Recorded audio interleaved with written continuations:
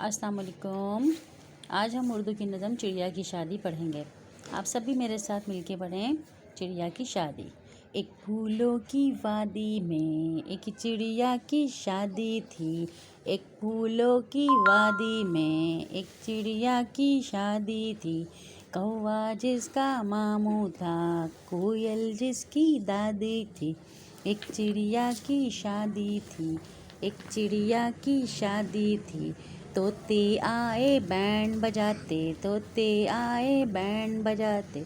सारस आए सहरा गाते, सारस आए सहरा गाते। जो भी आए दावत खाए, जो भी आए दावत खा। जंगल में मनादी थी, जंगल में मनादी थी।